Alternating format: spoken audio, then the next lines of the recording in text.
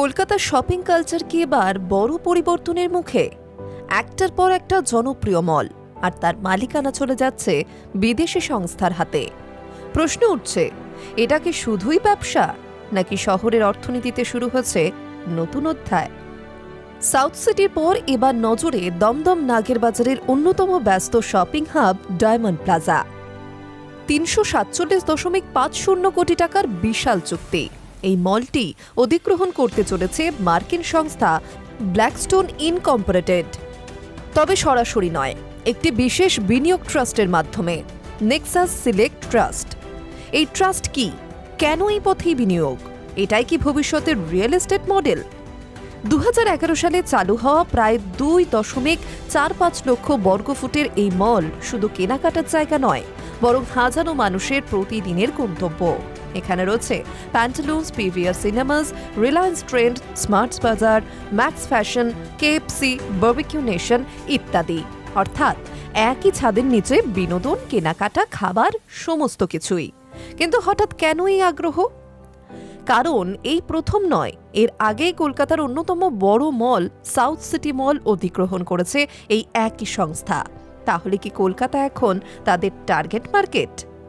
একটা সময় ছিল পূর্ব ভারতে ব্ল্যাকস্টোনের উপস্থিতি ছিল প্রায় শূন্য। আজ একই শহরে একাধিক বড় সম্পত্তি তাদের হাতে। এটা কি শুধুই কাকতালীয়, নাকি সুপরিকল্পিত বিস্তার? আরও বড় প্রশ্ন, এই পরিবর্তনে লাভ কার? ক্রেতারা কি পাবেন আরও আধুনিক পরিষেবা, নাকি বাড়বে দোকান ভাড়া?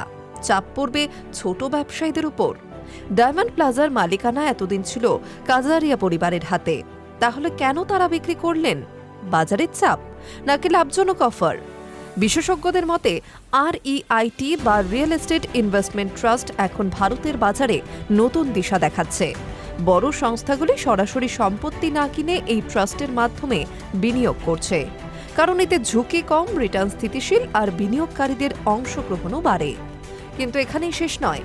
ব্ল্যাকস্টোনের লক্ষ্য দেশ জুড়ে ১.১ কোটি বর্গফুট সম্পত্তির পোর্টফোলিও তৈরি করা। আর তাদের নজর এখন শুধু মেট্রো শহরে নয়, টিয়ার 2 শহরগুলিতেও। তাহলে কি আগামী দিনে ছোট শহরগুলিতেও একইভাবে শুরু হবে অধিগ্রহণের ধারা? কলকাতা কি শুধু শুরু? এই ডিল সম্পন্ন হবে আগামী ৪ মাসের মধ্যে। তারপরই বদলে যাবে ডায়মন্ড প্লাজার ভবিষ্যৎ। কিন্তু প্রশ্ন রয়ে যায়, এই পরিবর্তন কি শহরের উন্নয়নের নতুন দিশা, নাকি ধীরে ধীরে বদলে যাবে স্থানীয় ব্যবসার চেহারা?